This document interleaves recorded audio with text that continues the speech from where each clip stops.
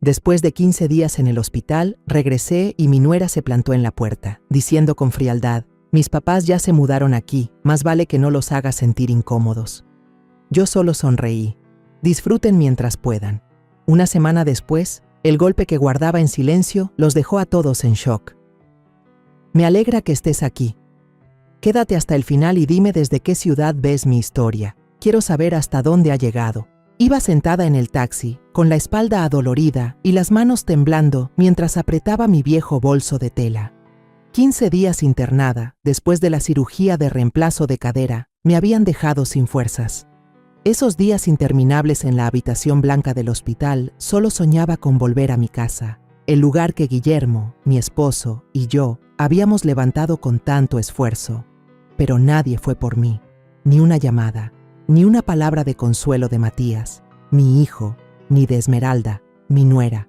Yo misma hice el papeleo de salida, empaqué mis cosas y pedí el taxi.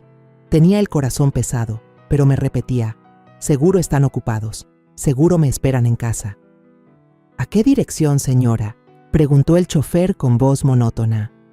«Número 14, calle Magnolia», contesté tratando de sonar tranquila. «La Casa Blanca, con reja verde». Él asintió sin decir más. Miré por la ventana, viendo pasar las calles conocidas de Puebla. Cada esquina, cada árbol me traían recuerdos. Cuando Guillermo y yo llevábamos a Matías a la escuela, o esas tardes sentados bajo el rosal en el jardín, riendo en familia. Ahora Guillermo ya no estaba, solo quedábamos Matías y su pequeña familia.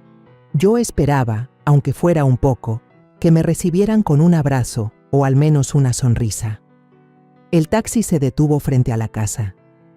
Vi el portón entreabierto, sin candado como de costumbre. En el patio había una camioneta negra desconocida, estacionada justo donde Matías solía dejar la bicicleta de Sofía, mi nieta. Sentí un mal presentimiento, pero lo aparté, pensando que quizá era de alguna visita. Pagué al chofer. Bajé tambaleando con mi bolso en mano.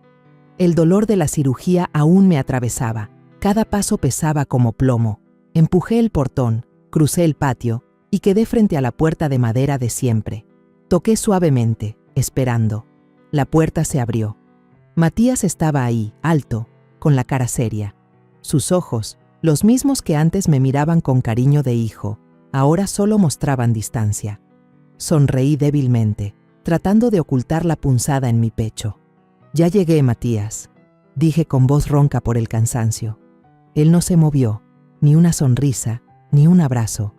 «No puede entrar aquí», soltó seco, como hablándole a una desconocida. Me quedé helada, como si me hubieran abofeteado. «¿Qué dijiste?», pregunté con la voz temblando, rezando para haber escuchado mal. Avancé un paso, intentando pasar, pero Matías bloqueó el camino. Entonces vi a Esmeralda detrás de él, con Sofía en brazos. Sus ojos recorrieron mi cuerpo de arriba a abajo, como evaluando un objeto viejo. Luego giró el rostro y gritó con la barbilla en alto: «¡Papá, mamá, salgan!». Del living salió Ramiro Domínguez, el padre de Esmeralda, con una copa de vino en la mano, caminando como si fuera dueño del lugar. Detrás venía Beatriz, su madre, con los brazos cruzados y una sonrisa torcida que me heló la sangre. Yo aún no entendía nada cuando Esmeralda habló con voz helada: «Desde hoy, mis papás viven aquí, más le vale no incomodarlos. A partir de ahora, usted ya no vive en esta casa». Las palabras de ella fueron como un cuchillo directo a mi corazón. La miré con furia, y luego miré por encima de su hombro hacia dentro de la casa. Cerca del garaje había cajas de cartón apiladas. En cada una estaba escrito con marcador negro: LMV. Las iniciales de mi nombre, Luz María Villalobos. Mis cosas, los recuerdos que Guillermo y yo habíamos juntado toda la vida, tirados afuera como basura. Apreté con fuerza la manija de la puerta, luchando por no derrumbarme. «Esta es mi casa», dije con la voz entrecortada. «He dejado sudor y lágrimas para construirla. Ustedes no tienen derecho». Beatriz se acercó, con un tono burlón. «Ya nos encargamos de todo por usted. Sus cosas ya están afuera. Ahora no moleste más». La miré a los ojos, buscando un poco de humanidad, pero solo encontré desprecio. Matías, mi hijo, el niño al que había abrazado, al que tomé de la mano en los días difíciles, estaba allí y me apartó de la puerta, sin una palabra, sin una pizca de duda. Esmeralda intervino, con la voz helada. No insista. Usted no puede volver aquí. Sofía, la pequeña de apenas 3 años, empezó a llorar a gritos en brazos de su madre. Su llanto me desgarraba el alma. Quise extender los brazos para abrazarla, decirle que su abuela estaba ahí, que nunca la dejaría sola, pero Esmeralda se la llevó adentro, cerrando la puerta de golpe. Matías me miró como si fuera la última vez, con los ojos vacíos, y luego se dio la vuelta. La pesada puerta de madera se cerró frente a mí. El estruendo resonó como si me hubieran clausurado el mundo entero. Me quedé paralizada en el umbral, con la luz del atardecer cayendo sobre las cajas apiladas junto al garaje. El golpe de la puerta aún retumbaba en mi cabeza, como un martillo rompiendo lo poco que quedaba de mi corazón. Doña Alma, la vecina que había vivido al lado de mi casa por más de 20 años, pasó lentamente. Se detuvo, me miró con lástima, como si quisiera decir algo, pero solo negó con la cabeza y siguió su camino. Quise llamarla, preguntarle si sabía algo, pero la garganta se me cerró y no pude pronunciar palabra. Solo quedé ahí, sola, con las cajas que contenían toda mi vida, arrojadas como basura. Caminé arrastrando los pies hasta las cajas. Me dejé caer de rodillas y con manos temblorosas abrí una de ellas. Dentro, mi ropa estaba revuelta, mezclada con marcos de fotos familiares y objetos pequeños. Un cuenco de porcelana, regalo de bodas de mi madre, yacía ahí, con el borde roto. Lo levanté, mis dedos recorrieron la grieta y sentí cómo el dolor se expandía en mi pecho. No era solo un objeto, eran recuerdos, eran los días y noches que Guillermo y yo habíamos compartido construyendo nuestra vida. Abracé el cuenco contra mi pecho, mientras las lágrimas corrían por mi cara. ¿Por qué, Matías?, susurré, pero solo el viento me respondió. De pronto, la puerta principal se entreabrió. Levanté la vista, con un destello de esperanza, pensando que Matías había recapacitado, que correría a abrazarme, a pedirme perdón, a decirme que todo era un malentendido. Pero no, solo se quedó parado, con la mirada esquiva, y lanzó un fajo de papeles al escalón. «Este es el contrato de poder notarial. Lo firmaste tú misma», dijo con voz fría, sin emoción alguna. «Todo es legal, así que ni pienses en armar un escándalo». Con manos temblorosas, recogí los papeles, frágiles, pero pesados como una piedra sobre mi pecho. Mi firma estaba ahí, clara, la misma que había estampado cientos de veces. Pero al mirarlos bien, me quedé helada al recordar que los había firmado en el hospital, antes de la cirugía, cuando apenas podía incorporarme. Esmeralda me los había dado, sonriendo con dulzura, y me dijo que eran formularios de seguro para que el hospital pagara los gastos. «Fírmelos, suegra, yo me encargo de todo», me dijo con una voz tan dulce como la miel. Y yo le creí. Puse mi firma sin leer una sola línea, porque pensé que era mi nuera, que era familia. El papel decía claramente: poder para entregar todos los bienes y finanzas a Matías Villalobos y Esmeralda Domínguez. La casa en la calle Magnolia, el dinero que había ahorrado toda mi vida, todo lo que Guillermo y yo construimos con tanto esfuerzo, ahora les pertenecía a ellos. Levanté la mirada y vi a Ramiro en la puerta, encogiéndose de hombros como si todo fuera obvio. «¿Ve? Todo es legal», dijo con un tono aceitado, como de comerciante. «Ahora usted ya no tiene nada que ver con esta casa».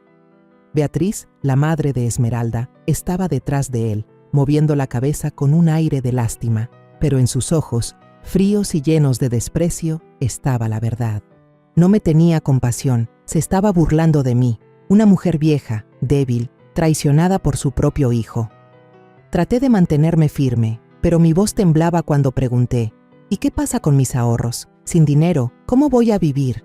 Miré directo a Matías, con la esperanza de que al menos él hablara, que dijera algo para defender a su madre. Pero Matías solo bajó la cabeza, en silencio, como una sombra. Esmeralda volvió a aparecer, ya sin Sofía en brazos, caminando segura como quien gana una batalla.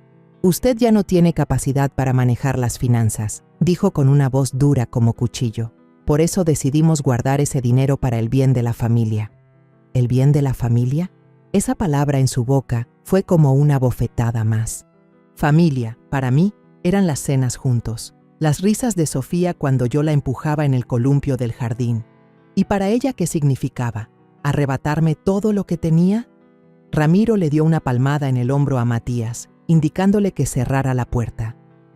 Yo lo miré, suplicando aunque fuera una señal, un destello de arrepentimiento, cualquier cosa que me recordara al hijo que alguna vez amé.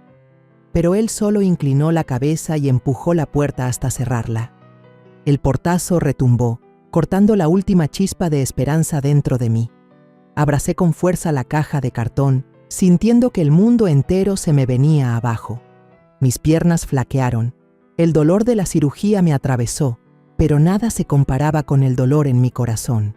Había perdido la casa, el dinero y ahora a mi único hijo. Arrastré los pies hasta la esquina, el viento helado de la tarde borrando las lágrimas de mis mejillas. Llamé a un taxi, con la voz tan ronca que el chofer tuvo que preguntar: ¿Qué dijo, señora? Lléveme a un hotel pequeño, cualquiera, respondí, ya sin fuerzas para pensar más. Mientras el coche arrancaba, volteé a mirar la casa por última vez. La reja verde, la puerta de madera y los rosales del jardín, todo quedaba reducido a un recuerdo. El taxi se detuvo frente a un hotelito en el centro de Puebla. Las luces de neón parpadeaban sobre un rótulo apagado que decía Magnolia Real. Bajé tambaleándome, abrazando la caja de cartón que guardaba los pedazos rotos de mi vida, con las piernas todavía temblando después del golpe de ser echada por mi propio hijo y su esposa. El chofer me miró con un poco de curiosidad, pero yo solo asentí para agradecerle y seguí mi camino. No quería que nadie me viera llorar. No quería lástima de nadie. Ya había perdido demasiado, pero el orgullo era lo último que aún me quedaba. En la recepción, recibí la llave de mi habitación, un cuarto pequeño en el tercer piso. El recepcionista, un muchacho joven con una sonrisa amable, al verme tambalear cargando la bolsa del hospital y la caja de cartón, corrió a ayudarme. «Déjeme cargarla, señora», dijo con voz llena de entusiasmo. Sonreí débilmente, sintiendo un pequeño calor en el pecho por esa bondad inesperada en medio de la tormenta de mi vida. Cuando la puerta de la habitación se cerró, dejé la caja en el suelo y me senté en el borde de la cama, mientras una sensación de agotamiento me envolvía. El cuarto pequeño, con paredes pintadas de beige y un ligero olor a desinfectante, era un recordatorio de que ahora solo era una extraña en mi propia vida. Abrí la caja. Mis manos temblaban mientras sacaba lo que había dentro. Apareció una foto vieja, tomada en mi boda con Guillermo, más de 30 años atrás. Su sonrisa radiante, el saco un poco grande en los hombros y mis ojos brillando de esperanza por un futuro feliz. La esquina de la foto estaba quebrada, como mi propio corazón en ese momento. Puse la foto sobre la mesa, la acaricié suavemente y susurré: «Guillermo, si estuvieras aquí, ¿qué harías?». Pero solo el silencio respondió. Tomé el celular, respiré hondo y marqué el número de Teresa Andrade, la única amiga en la que aún confiaba, la que me había prometido que siempre estaría a mi lado pasara lo que pasara. «Luz, ¿qué sucede?». La voz de Teresa sonó al otro lado de la línea, cálida pero llena de preocupación. Pude escuchar también sus pasos apresurados, como si ya sintiera que algo andaba mal. «¿Puedes venir al Hotel Magnolia Real, número 128 en Colonia San Ángel, ahora mismo?», le dije, tratando de mantener la calma. «No olvides traer la carpeta que te di el año pasado». Ella no preguntó nada más, solo contestó con firmeza: «Voy para allá». Esa decisión en su voz me hizo sentir como si una chispa de luz se encendiera en medio de la oscuridad.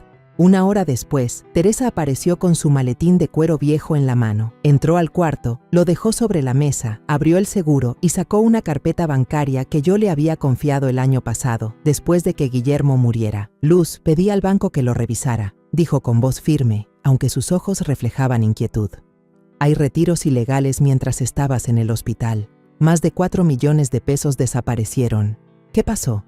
Sentí un nudo en la garganta y tuve que sentarme para no caerme. 4 millones de pesos. El dinero que Guillermo y yo habíamos ahorrado toda la vida, desde los días de trabajo duro en el taller de costura, las noches en vela cuidando a Matías cuando enfermaba, las veces que nos privamos de comida para comprarle libros, todo se había esfumado.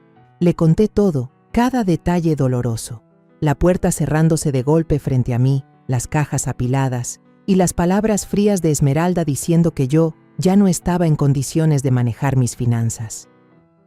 Cada palabra que pronunciaba era como una puñalada al corazón, pero tenía que hablar, tenía que hacer que Teresa entendiera que había sido traicionada por mi propia familia. Teresa escuchó sin interrumpir, pero noté cómo sus manos se aferraban al borde de la mesa y sus ojos se encendían de furia. Cuando terminé, se sentó frente a mí y dijo con voz segura: «Entonces no solo se quedaron con la casa, también vaciaron tu dinero. ¿Matías tenía la clave de tu banco?». Asentí, con la garganta seca. Le pedí que cambiara la contraseña cada cierto tiempo desde que Guillermo murió. Yo pensé que siendo mi hijo podía confiar en él. Mi voz se quebró y las lágrimas volvieron a caer. Le había entregado todo a Matías porque confiaba en que él me cuidaría, como yo lo cuidé todos esos años. Y sin embargo, usó esa confianza para robarme todo. Teresa abrió la laptop, tecleó rápido y luego giró la pantalla hacia mí. Apareció una lista de transacciones bancarias, sumas grandes transferidas a una empresa llamada Domínguez Inversiones. «Esta empresa está registrada a nombre de don Ramiro Domínguez», dijo Teresa, señalando con el dedo la pantalla. «No es casualidad, Luz. Después de investigar, descubrí que la familia Domínguez ha comprado muchas propiedades últimamente, todas en tu colonia». Apreté el borde de la mesa, las uñas hundiéndose en la madera. La colonia Magnolia, donde había vivido más de 30 años, donde conocía el nombre de cada vecino, cada árbol. Esas casas no eran solo bienes raíces, eran la vida de personas como doña Herrera, don Beltrán, quienes habían compartido conmigo alegrías y tristezas por tantos años. ¿Qué habían hecho ellos para terminar en este juego sucio? «¿Qué quieren?», pregunté, la voz temblando de rabia. «¿Se llevaron mi casa, mi dinero y ahora también toda la colonia?». Teresa me pasó una botella de agua. Su mirada se suavizó, aunque seguía firme. «No lo vamos a permitir, pero primero tenemos que entender todo su juego». A la mañana siguiente, apenas salió el sol, ya iba sentada en el coche de Teresa, rumbo a la notaría en el centro de Puebla. Esa noche casi no dormí, mi cabeza dando vueltas con recuerdos de Matías, de Esmeralda y de la mirada de desprecio de Ramiro y Beatriz. Pero el dolor empezaba a dejar paso a la determinación. Ya no era la mujer débil que se quedaba callada frente a la puerta de su casa. Tenía que pelear, no solo por mí, sino también por vecinos como doña Herrera, arrastrados por la codicia de los Domínguez. Teresa conducía, atenta a la carretera, pero cada tanto me lanzaba una sonrisa de ánimo. «Hoy vamos a descubrir la verdad, Luz», me dijo con firmeza. Asentí, apretando la bolsa de tela vieja donde guardaba la foto de Guillermo, como si fuera un amuleto. La notaría estaba en un edificio antiguo, con paredes pintadas de amarillo pálido y un aire impregnado de papel viejo y tinta. Teresa mostró su credencial de abogada, cruzó unas palabras con un empleado conocido y nos hicieron pasar a un cuarto pequeño, donde un legajo grueso ya nos esperaba sobre la mesa. El empleado, un hombre de mediana edad con lentes redondos, empujó el expediente hacia nosotras. «Estos son todos los movimientos de bienes raíces en la colonia Magnolia durante el último año», dijo con tono monótono. Abrí el expediente. Mis manos temblaban al pasar las páginas. Aparecían contratos de compraventa uno tras otro, todos con Domínguez Inversiones como comprador. Me detuve de golpe al ver la firma temblorosa de doña Herrera. Recordé sus ojos tristes el día que me echaron de mi casa, cuando murmuraba que pronto tendría que mudarse. «La engañaron», dije con la voz rota. Doña Herrera jamás vendería su casa si supiera la verdad. Teresa dio un golpe suave con los dedos en la mesa, su mirada afilada. «Anoche investigué en internet», dijo. «Parece que están acaparando terrenos porque esperan que el gobierno apruebe un nuevo plan de urbanización. Si lo autorizan, el valor de la tierra se multiplicará por 10. Sus palabras fueron como un rayo atravesando la neblina de mi cabeza. No era solo mi casa, era un complot mucho más grande, dirigido contra toda la colonia Magnolia. Cerré el puño, las uñas clavándose en mi palma. Entonces tenemos que detenerlos, respondí con más firmeza de la que esperaba. Antes de que lo legalicen todo. En el camino de regreso de la oficina sonó el teléfono de Teresa. Ella contestó con voz seria. «Jorge, ¿hay algo nuevo?» Del otro lado estaba Jorge Altamirano, un funcionario de nivel medio en Seduví, la Secretaría de Desarrollo Urbano y Vivienda de Ciudad de México, quien había estudiado Derecho en la misma generación que Teresa. «Domínguez Inversiones está solicitando un permiso para construir un centro comercial», dijo Jorge con voz baja pero apurada. «El expediente está pendiente de aprobación. Si lo autorizan, tendrán el control total del terreno». Teresa frunció el ceño y me miró de reojo. «Gracias, Jorge. Mantente en contacto». Colgó y se volvió hacia mí. «Si les aprueban, vas a perder la oportunidad de recuperar cualquier cosa, Luz». Sus palabras me cayeron como un balde de agua fría. Creí que ya estaba preparada para enfrentar la verdad, pero la idea de perder la casa para siempre me apretó el corazón. Esa casa no era solo un lugar para vivir, era el refugio de los recuerdos con Guillermo, con Matías de niño, con los días en que reíamos juntos en el jardín de rosas. No podía permitir que me lo arrebataran todo. «¿Qué hacemos entonces?», pregunté, con la voz temblorosa, pero decidida. Esa tarde nos sentamos en una cafetería abarrotada en el centro de Puebla.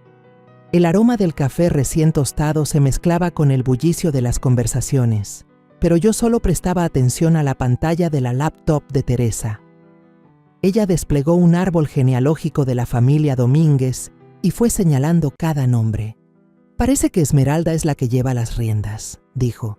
«Tiene un título en economía, trabajó en una inmobiliaria grande antes de casarse con Matías. Ramiro y Beatriz son solo fachada. Ellos aparecen en los papeles, pero Esmeralda es quien diseña todo el plan». Me quedé en silencio, con su imagen clavada en mi mente. Recordé el momento en que se plantó en la puerta de mi casa con Sofía en brazos, echándome sin dudar, sin un asomo de remordimiento. Recordé también cuando fue al hospital, me puso un fajo de documentos enfrente y me sonrió con dulzura. «Firme, mamá, es solo una solicitud del seguro».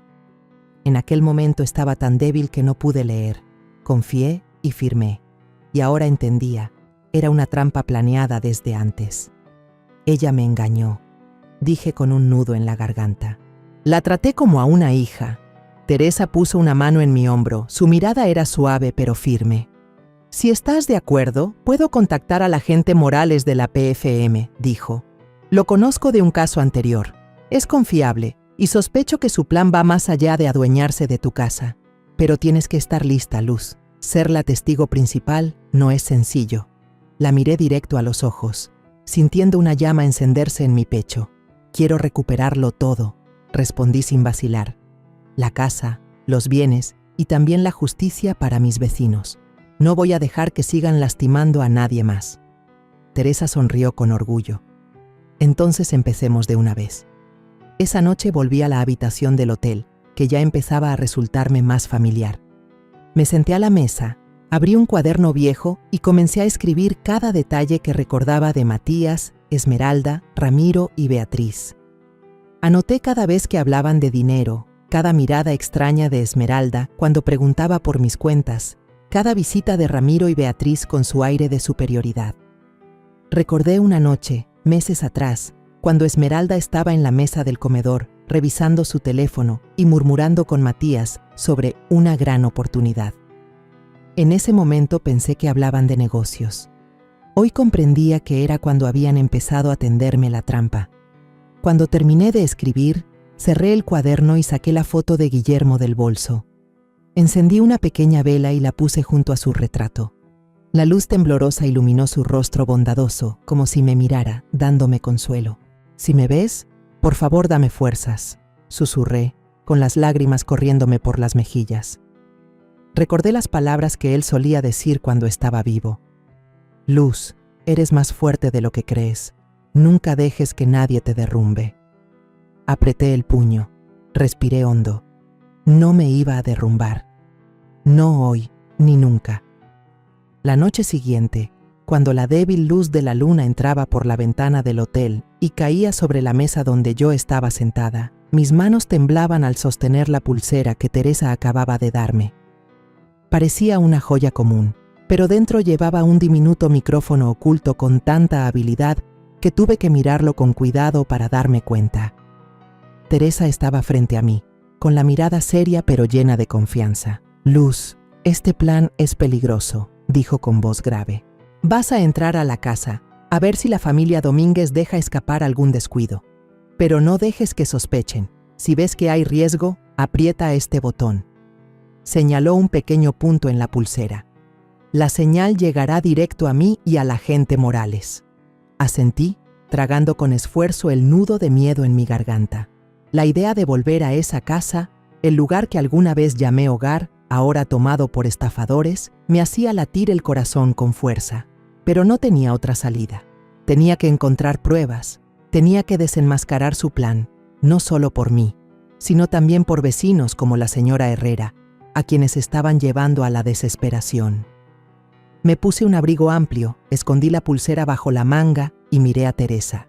«Estoy lista», dije, aunque por dentro no estaba segura de tener el valor suficiente. Casi a medianoche, alquilé un auto viejo a un chofer conocido de la esquina.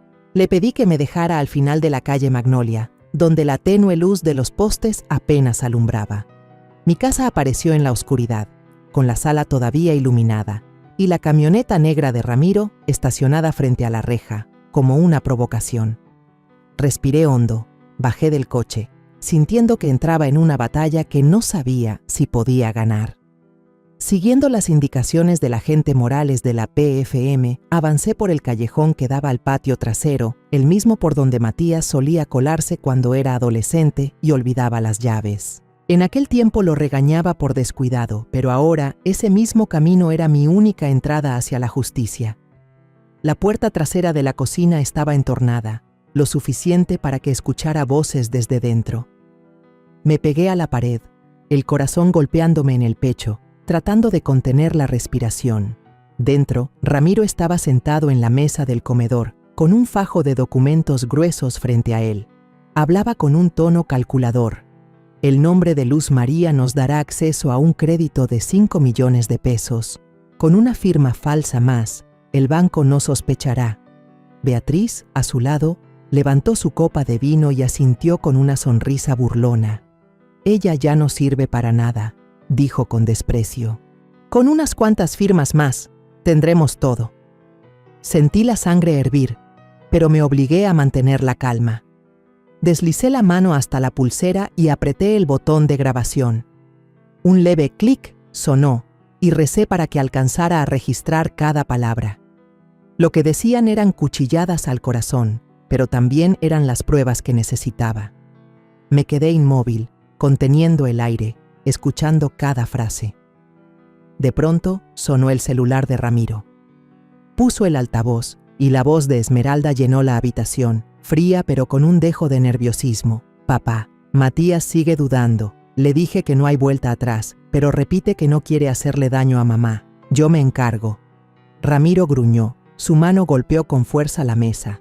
«No tiene derecho a elegir, Esmeralda. Oblígala a hacerlo. Si traiciona, la tiraremos como hemos hecho con los demás». Sus palabras me helaron la sangre. ¿Quiénes eran los demás? ¿Cuántas personas más habían sido destruidas por ellos, como la señora Herrera, como yo? Y Matías, mi hijo, ¿lo estaban obligando o realmente había elegido ponerse de su lado? Quería creer que no lo hacía a propósito, que en algún rincón de él todavía quedaba algo de conciencia, pero el dolor en mi interior no me dejaba albergar demasiadas esperanzas. Contuve la respiración, el corazón me golpeaba en el pecho, tratando de grabar cada palabra que decían, pero cuando di la vuelta para retirarme, mi pie tropezó con una maceta pequeña en el patio trasero. Un crack sonó en la oscuridad, leve pero suficiente para romper el silencio. Ramiro se giró bruscamente. Su mirada afilada como cuchillo se deslizó por la rendija de la puerta. «¿Quién anda ahí?», gritó, con voz cargada de amenaza.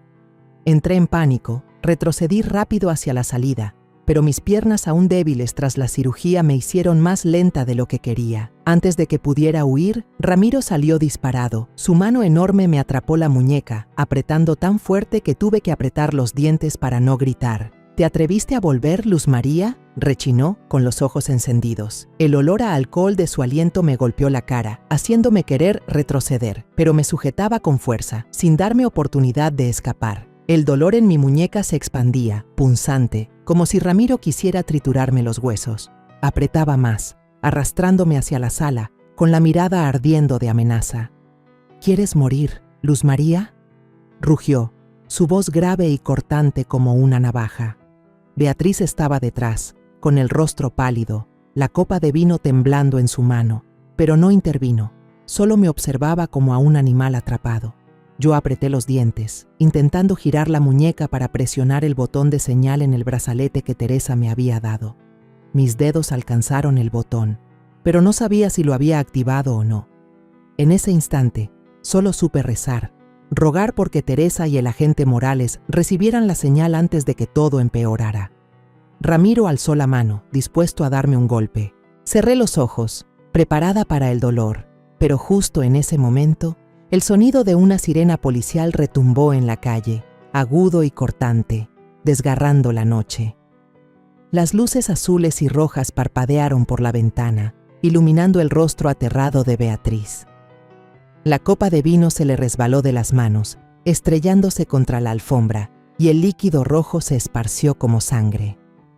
Ramiro me soltó, retrocedió un paso, sus ojos buscando con ansiedad la salida. Antes de que pudiera reaccionar, la puerta principal se abrió de golpe. El agente Morales irrumpió, seguido de 2 policías de la PFM, armas en mano, su voz fría resonando. Ni un movimiento, las manos en alto. Me quedé allí, con el corazón retumbando y las piernas temblando, pero ya no de miedo, sino de alivio. Habían llegado. La señal había funcionado. Ramiro retrocedió otro paso, levantó las manos, aunque sus ojos seguían helados, calculando una salida. Beatriz chilló, con voz aguda.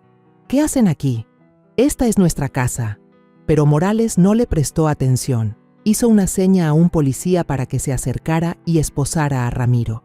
El chasquido metálico resonó cuando las esposas cerraron sobre sus muñecas, y sentí cómo un peso enorme se desprendía de mi pecho. Señalé el fajo de documentos sobre la mesa del comedor. Mi voz temblaba, pero salió clara. Las pruebas están ahí. También tengo grabaciones. Un oficial se acercó, recogió con cuidado los documentos y los guardó en una bolsa de seguridad. Miré esas hojas, recordando las firmas falsas, las conspiraciones tramadas en la misma casa que yo había levantado con sudor y lágrimas. Cada papel era como una puñalada, pero ahora se convertirían en el arma con la que recuperaría la justicia. En medio del caos, una silueta apareció desde la escalera. Matías, mi hijo, estaba ahí con la pijama arrugada, el rostro pálido como si todavía no entendiera lo que estaba pasando. Me miró a mí, de pie en la sala, y luego a sus suegros esposados que eran llevados hacia afuera. Sus ojos se abrieron de par en par, confundidos, como un niño sorprendido haciendo algo prohibido. Yo lo miré fijo, sin decir una palabra. El corazón me dolía como si lo cortaran en pedazos. Quise gritar, preguntarle por qué me había traicionado, por qué permitió que me sacaran de mi propia casa. Pero me contuve, me quedé parada ahí, con la misma frialdad con la que él me miró aquel día en que me echaron. Morales dio la orden.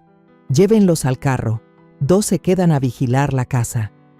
2 policías escoltaron a Ramiro y a Beatriz hacia afuera, sus pasos mezclándose con el eco de las sirenas.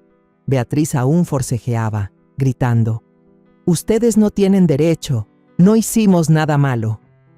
Pero Ramiro guardaba silencio, con la mirada baja, como si supiera que su juego había terminado.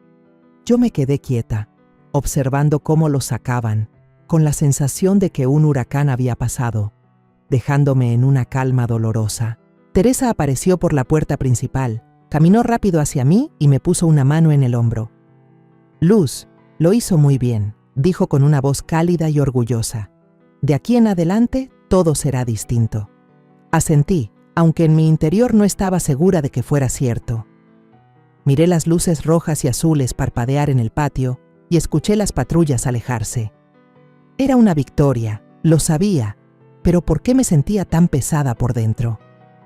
Había recuperado la casa, al menos por ahora, pero ¿y Matías? Mi hijo, el que había sido todo para mí, estaba a solo unos pasos de distancia y al mismo tiempo tan lejos como un océano. Volví a mirarlo. Seguía en la escalera, con las manos apretadas al barandal, la mirada perdida entre mí y el suelo. «Mamá», murmuró con la voz ronca, pero no dijo más. Yo quise acercarme, abrazarlo como cuando era niño, decirle que lo amaba a pesar de todo, pero no pude. El dolor de la traición era demasiado grande, como una herida abierta. Solo negué con la cabeza y me di la vuelta, dejándolo allí, atrapado en su propio silencio. Morales regresó y me miró con seriedad, aunque con algo de compasión. «Señora Villalobos, necesitaremos que usted sea la testigo principal», dijo. «Lo que grabó y este expediente serán pruebas clave, pero le advierto, este caso puede ser más complicado de lo que pensamos». Yo asentí, con voz firme. «Estoy lista. Quiero que paguen, no solo por mí, sino por todas las personas a las que dañaron». Al salir de la casa, volteé una última vez. La sala, donde solía contarle historias a Matías, donde Guillermo reía a carcajadas jugando cartas con sus amigos, ahora era solo un espacio frío y oscuro. Crucé la puerta. La luz de la calle iluminó mi rostro, mezclándose con las lágrimas que no pude contener. Teresa me tomó de la mano y me llevó a su coche. «Fue muy valiente, Luz», me dijo. «Guillermo estaría orgulloso de usted». No respondí, solo miré por la ventana mientras la calle Magnolia quedaba atrás en la oscuridad. Sabía que esto apenas empezaba. La red de la familia Domínguez había quedado expuesta en parte, pero aún quedaban Matías, Esmeralda y otros secretos ocultos. A la mañana siguiente, la luz tenue entraba por la ventana del auto de Teresa, iluminando mi cara sin lograr borrar el frío en mi interior. Permanecí en silencio, abrazando la vieja bolsa de tela donde guardaba la foto de Guillermo, lo único que me quedaba de aquellos días felices. Teresa manejaba. De vez en cuando me miraba de reojo, con preocupación pero también con decisión. «Hoy no será fácil, Luz», dijo con voz grave, «pero ya llegó hasta aquí. Vamos a terminar con esto». Yo asentí sin hablar, pero en mi interior sabía que no podía retroceder. No después de todo lo que había vivido. Llegamos a la sucursal de la PFM en Puebla, un edificio gris con pasillos largos y el eco de pasos resonando. El agente Morales nos esperaba en una sala pequeña, con un mapa del barrio Magnolia extendido sobre la mesa. Señaló las marcas rojas que identificaban cada casa ya transferida a la empresa Domínguez Inversiones. «No solo la engañaron a usted, señora Villalobos», dijo Morales, con voz seria pero cargada de indignación.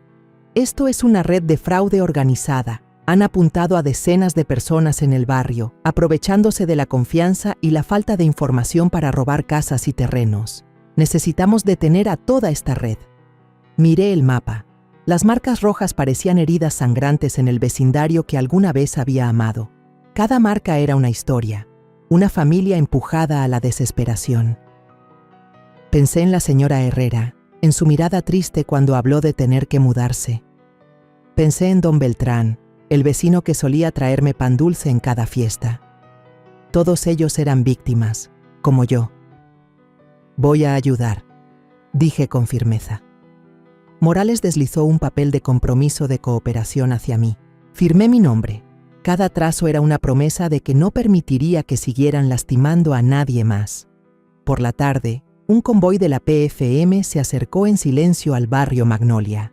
Iba en el coche de Morales, con el corazón latiendo fuerte al ver aparecer mi casa a lo lejos. El portón de hierro verde seguía allí, pero ya no era la entrada a un hogar, sino al campo de batalla que me tocaba enfrentar. Morales me miró y habló con tono grave. «Usted irá con nosotros para identificar la propiedad y a las personas dentro. Si en algún momento no se siente bien, solo dígalo». Asentí, intentando mantener la calma, aunque por dentro sabía que estaba a punto de enfrentar lo más doloroso: ver a Matías y Esmeralda siendo arrestados. Cuando el coche se detuvo, vi a Matías en el porche, mordiéndose las uñas, con un gesto nervioso. Su rostro estaba demacrado, los ojos hundidos como si no hubiera dormido en días. Al mirarlo, el corazón se me encogió. Era el hijo que había criado, al que había amado más que a mí misma. Pero también era el que se quedó en silencio cuando me echaron de la casa. El que no dijo nada cuando Esmeralda declaró que ya no pertenecía allí. Quise correr hacia él, preguntarle por qué, pero me contuve, obligándome a mantenerme erguida, sin dejar que la emoción me venciera. La puerta principal se abrió de golpe. Esmeralda salió cargando a Sofía en brazos, con la misma expresión confiada de siempre. Pero al verme, sentada en el coche junto a la policía, esa seguridad se desmoronó. Sus ojos se abrieron con sorpresa, luego se encendieron de furia. «¿Qué demonios hace aquí, Luz?», gritó con voz aguda que retumbó en el patio. «¿Cómo se atreve a traicionar a la familia?». Esa palabra en su boca me arrancó una risa amarga. ¿Familia? La familia no expulsa a una suegra de su casa, no le arrebata todo lo que tiene. Bajé del coche, enderecé la espalda y la miré directo a los ojos. La familia para mí dejó de existir en el momento en que me cerraste la puerta en la cara aquel día. Dije con voz calmada pero cortante. Mis palabras fueron como un cuchillo. Vi cómo retrocedía, abrazando más fuerte a Sofía. Morales hizo una señal, y 2 agentes se abalanzaron para sujetar a Esmeralda. Ella forcejeó, gritando, «No tienen derecho, soy madre de una niña». Pero el chasquido de las esposas la interrumpió. Los vecinos comenzaron a reunirse alrededor de la casa. Los murmullos y señalamientos crecieron hasta formar un murmullo caótico. Sofía, mi pequeña, lloraba desconsolada al ser separada de su madre. Una oficial la tomó con cuidado y la llevó a otro coche rumbo a la institución de protección infantil. Su llanto me desgarró el alma. Quise correr, abrazarla, prometerle que la protegería, pero no podía. No en ese momento. Me quedé quieta, mirando cómo su diminuta silueta desaparecía detrás de la puerta del coche. Matías seguía ahí, en el escalón del porche, como una estatua de piedra. Su mirada estaba perdida, oscilando entre mí y los policías. Cuando uno de ellos se acercó y le puso las esposas, vi sus hombros temblar, como si quisiera decir algo pero no pudiera. Sentí el corazón desgarrarse. Ese era el hijo que yo había dado a luz, al que había abrazado, por quien había sacrificado mi vida entera. Y ahora estaba ahí, esposado como un criminal, y yo no podía hacer nada para cambiarlo. Me giré, sin querer que viera mis lágrimas, sin querer que supiera que, a pesar de todo, yo aún lo amaba. La multitud de vecinos se hacía cada vez más grande. Los murmullos crecían. La señora Herrera se acercó a mí. Con las manos temblorosas tomó las mías. «Gracias, Luz», susurró, con los ojos llenos de lágrimas. «Usted hizo lo que nosotros no nos atrevimos a hacer, salvar a todo el barrio». Yo solo asentí, incapaz de decir palabra, con la garganta cerrada. Miré alrededor y vi rostros conocidos. Don Beltrán, doña Elena, las personas que habían vivido junto a mí tantos años. Todos me miraban con gratitud mezclada con tristeza. Sabían lo que yo había perdido para llegar a este día. Subí al coche junto a Morales, el corazón aún golpeando con fuerza mientras la sirena resonaba por toda la calle Magnolia. Media hora después, ya estaba sentada en la fría sala de la sede de la PFM en Puebla. El agente Morales se paró frente al escritorio y dejó caer una carpeta gruesa. El golpe seco me hizo dar un brinco. «En la caja fuerte de don Ramiro encontramos esto», dijo con voz grave pero afilada, como si también tratara de contener su rabia. Bajé la vista, con las manos temblorosas abrí la carpeta, y sentí que el corazón se detenía al reconocer que eran copias de mi historial médico. Cada día que pasé en cuidados intensivos, cada medicamento recetado, cada nota de los doctores, todo estaba ahí, anotado con precisión, como un diario de mis días luchando contra el dolor y la fragilidad. ¿Cómo es que ellos tenían esto?, pregunté con la voz quebrada, sintiendo como si alguien me apretara la garganta. Morales empujó otro fajo de papeles hacia mí, su mirada severa. Hay pruebas de que la enfermera Soledad Márquez, quien la atendió durante su recuperación, recibió dinero de Esmeralda, dijo. Ella alteró a propósito las dosis de medicamento, provocándole una infección leve para que permaneciera más tiempo hospitalizada. Sus palabras fueron como una explosión en mi cabeza. Me quedé mareada. Tuve que aferrarme al borde del escritorio para no desmoronarme. Los recuerdos de aquellos días en el hospital regresaron de golpe. Las veces que Soledad llegaba, me inyectaba sin mirarme a los ojos, siempre apurada, como si quisiera huir. Yo había pensado que solo estaba ocupada, pero en realidad era parte del complot. Pasé las páginas, el corazón acelerado, hasta encontrar una póliza de seguro de vida. La fecha de cambio de beneficiario era de hace 6 meses, y el beneficiario era Matías Villalobos, mi hijo.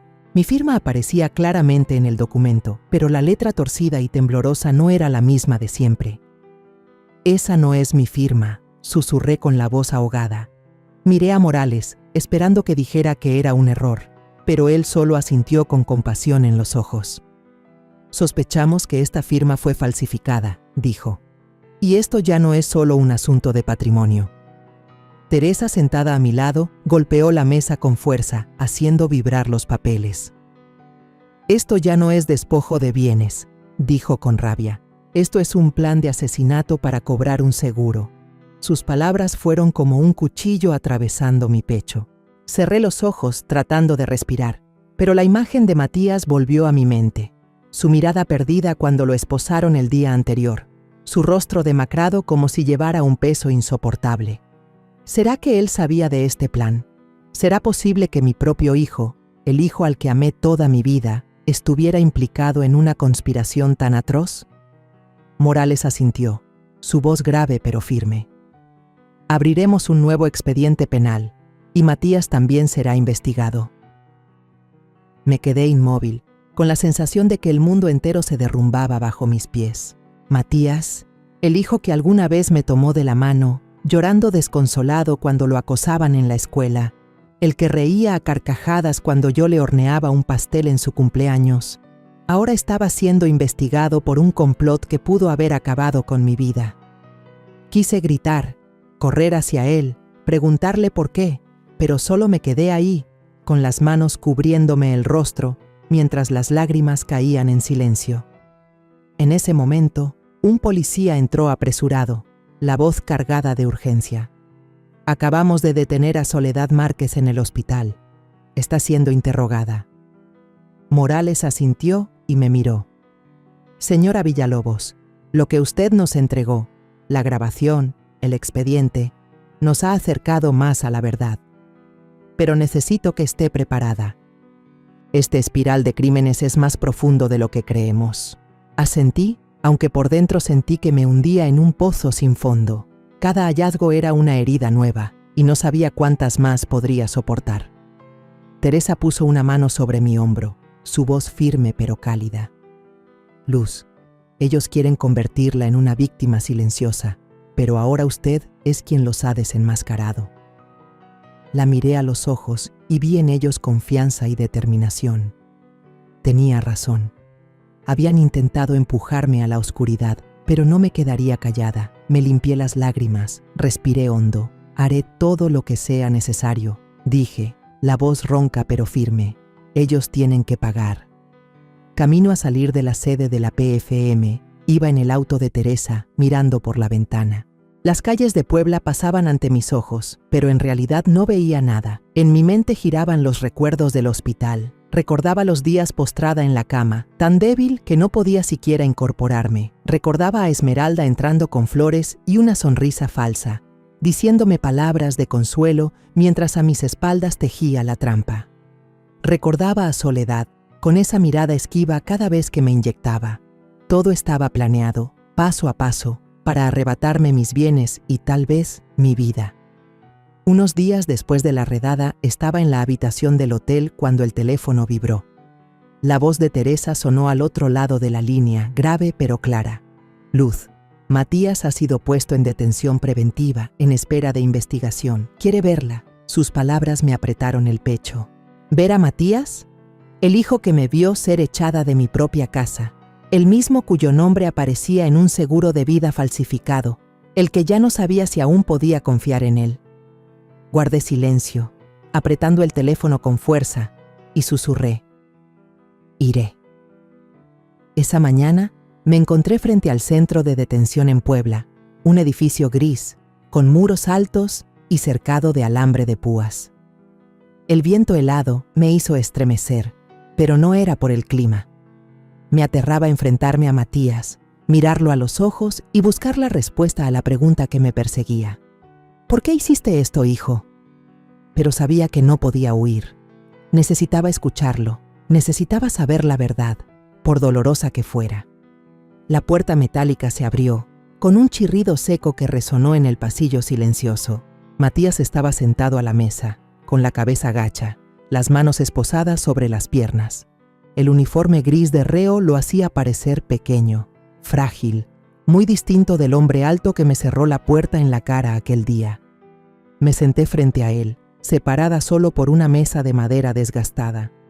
La habitación estaba en silencio, solo el ventilador de techo girando con un zumbido constante, como si contara los segundos. Lo miré, esperando.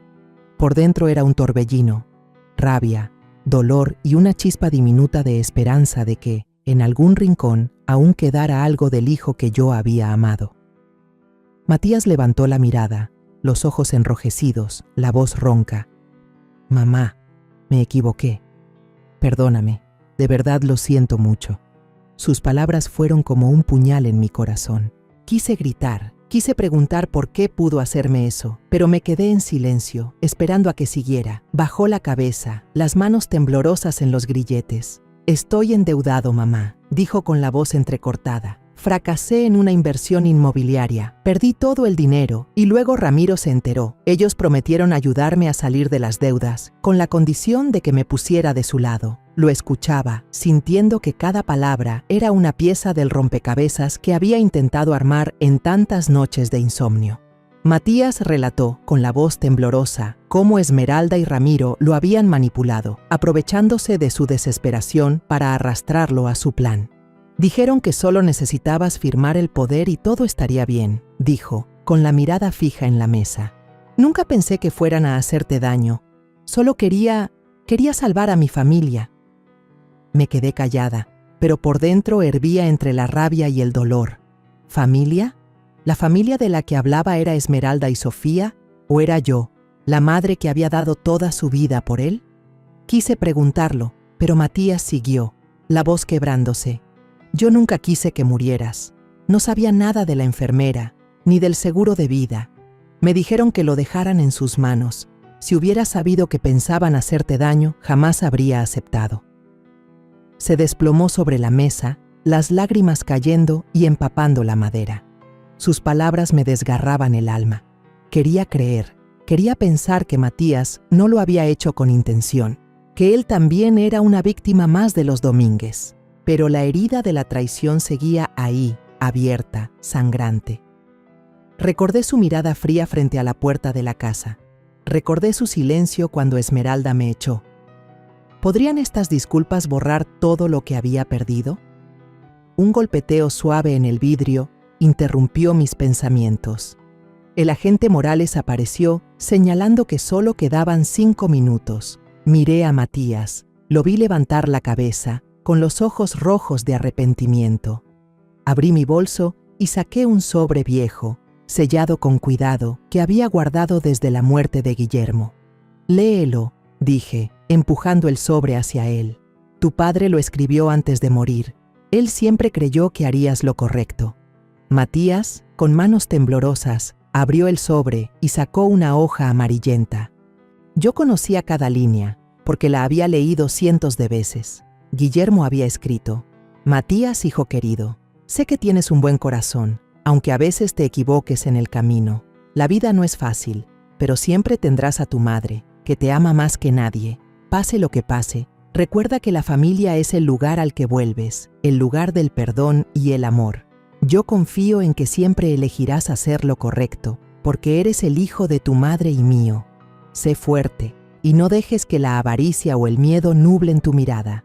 Siempre estaré contigo, aunque ya no esté aquí». Matías leyó, y las lágrimas comenzaron a caer sobre la hoja, humedeciendo las letras de Guillermo. Se le quebró la voz, los hombros le temblaban, como si la carta hubiera despertado algo muy profundo dentro de él. Cuando levantó la mirada, me vio con los ojos llenos de remordimiento. «Voy a confesar todo», dijo, con la voz hecha pedazos. «Aceptar ir a prisión para pagar mis errores, con tal de que algún día puedas perdonarme».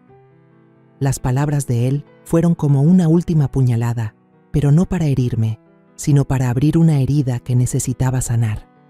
Miré a Matías y vi en él la sombra del niño que corría detrás de mí en el jardín, que me abrazaba llorando cuando se caía. Pero también vi al hombre que eligió ponerse del lado de Esmeralda, que permitió que me echaran de la casa. Me levanté, no respondí, solo asentí levemente con la cabeza. No sabía si algún día podría perdonar, pero quería que supiera que aún lo veía, mi hijo, aunque hubiera tomado el camino equivocado. Matías me miró mientras la policía se lo llevaba, con los ojos llenos de arrepentimiento. La puerta metálica se cerró y el chirrido sonó como un punto final a nuestro encuentro. Un mes después de enfrentar a Matías en el centro de detención, me senté en la sala del tribunal en Puebla, con las manos apretando el borde de la banca de madera y la mirada fija en el juez que leía la sentencia. La luz que entraba por la ventana resaltaba las partículas de polvo flotando en el aire, como si toda la sala contuviera la respiración. Esmeralda Domínguez. La voz del juez retumbó, firme y solemne. 20 años de prisión por fraude, conspiración para despojo de bienes y tentativa de homicidio. Cerré los ojos, como si una piedra enorme hubiera sido levantada de mi pecho.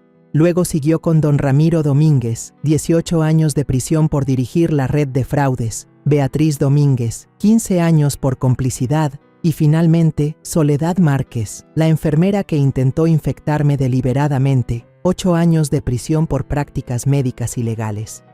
Cuando nombraron a Matías, mi corazón se encogió.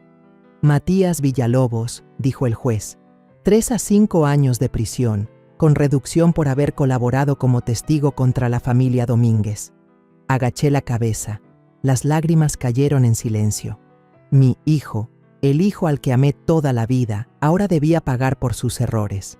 Pero dentro de mí hubo un alivio. Había decidido decir la verdad. Había elegido ponerse del lado de la justicia, aunque fuera tarde. Cuando terminó el juicio, me puse de pie y salí de la sala, con la sensación de que un capítulo doloroso de mi vida se había cerrado, aunque la herida seguía latente. Semanas después, cuando la policía ya había concluido las investigaciones, regresé a la casa de la calle Magnolia. La puerta de madera antigua había sido pintada de un tono marrón cálido, justo como le gustaba a Guillermo. Empujé la puerta y entré, el aroma de las rosas del jardín se coló, suave como un saludo. La casa seguía igual, pero ya no era el mismo hogar de antes. Las paredes que habían guardado las risas de Matías de niño, las noches en que Guillermo leía el periódico en la mesa, ahora solo eran recuerdos. Me quedé en la sala, respiré hondo, conteniendo las lágrimas. Esta era mi casa, la había recuperado, pero el precio había sido demasiado alto. Teresa llegó una mañana con una caja llena de clavos y un martillo. «Tenemos que volver a colgar las fotos familiares, Luz», dijo sonriendo. Asentí y juntas abrimos la caja de cartón que había traído del hotel. Una foto de Matías a los 5 años, abrazándome fuerte en el parque, con una sonrisa radiante. Otra del día de mi boda con Guillermo, sus ojos mirándome con ternura. Colgamos cada foto en la pared y con cada clavo sentí que reconstruía un pedazo de mí misma. Una tarde, escuché golpes en la puerta. Afuera estaban la señora Herrera y la familia Beltrán, con una charola de panes caseros que olían a canela. «Luz, le estamos muy agradecidos», dijo la señora Herrera, con los ojos llenos de lágrimas. «Si no fuera por usted, este vecindario ya estaría perdido». El señor Beltrán asintió, tomó la mano de su esposa y agregó con voz grave: «Usted nos devolvió la esperanza, Luz. Usted es nuestra heroína». Sonreí, sintiendo un calor en el pecho, como si el sol de invierno me hubiera tocado. «Yo solo hice lo correcto», respondí, invitándolos a pasar. Nos sentamos alrededor de la mesa y compartimos historias del barrio, como en los viejos tiempos. Unos días después, Elena Jimeno, una vecina que recién se había mudado, tocó la puerta. «Señora Luz, organizo una lectura en la universidad este fin de semana», dijo con voz entusiasmada. «¿Quiere acompañarnos? Creo que le va a gustar». Yo dudé un momento, pero la mirada sincera de Elena me hizo asentir. «Está bien, iré». Fue la primera vez que salí de mi propio encierro, participando en actividades comunitarias, conversando con extraños que, sin embargo, me devolvían la sensación de estar viva.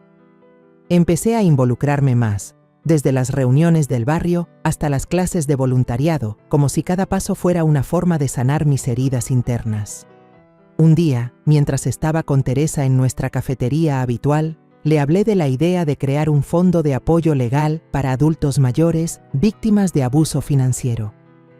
«Quiero llamarlo Fundación Guillermo Villalobos», dije con la voz temblorosa, «para honrar su memoria y para que personas como yo, como la señora Herrera, no tengan que luchar solas». Teresa me tomó la mano con los ojos brillantes. «Es una idea maravillosa, Luz. Yo la ayudaré a hacerlo realidad». Meses después, el fondo fue inaugurado en una pequeña ceremonia en el centro comunitario. Me puse frente al micrófono, mirando los rostros conocidos del vecindario Magnolia y también de personas nuevas que habían llegado a apoyar. «Nadie debería tener que luchar solo», dije, con la voz entrecortada pero firme. «La justicia no es solo para mí, sino para todos los que alguna vez fueron despojados de su voz. Perdí muchas cosas, pero me encontré a mí misma y quiero ayudar a otros a hacer lo mismo». Los aplausos llenaron la sala y vi a la señora Herrera limpiarse las lágrimas, a Elena sonriendo y a Teresa asintiendo con orgullo. Esa noche, me senté en el jardín trasero, con la luz de las velas brillando junto al retrato de Guillermo. El aroma suave de las rosas me recordaba los días felices que habíamos compartido. Pasé los dedos sobre la foto y susurré: «Gracias por darme la fuerza para conservar la casa y para encontrarme a mí misma». Las lágrimas corrieron por mi rostro, pero esta vez no eran solo de dolor, eran de liberación, de esperanza, de saber que había hecho lo correcto, que había sobrevivido a la tormenta y me había vuelto más fuerte. En ese instante, supe que él me estaba sonriendo, desde algún lugar. La historia que contamos es ficticia, pero está basada en algunos hechos reales. Los nombres y lugares han sido cambiados para proteger la identidad de quienes estuvieron involucrados. No contamos esto para juzgar, sino con la esperanza de que alguien escuche y se detenga a pensar: ¿cuántas madres están sufriendo en silencio dentro de su propia casa? Siento verdadera curiosidad. Si fueras tú, en mi lugar, ¿qué harías? ¿Elegirías callar para mantener la paz o te atreverías a enfrentarlo todo para recuperar tu voz? Quiero saber lo que piensas, porque cada historia es una vela que puede iluminar el camino de alguien más. Dios siempre bendice, y yo creo firmemente que el valor nos lleva a días mejores. Mientras tanto, en la pantalla final te dejo 2 de las historias más queridas del canal. Te aseguro que te sorprenderán. Gracias por haberte quedado hasta aquí.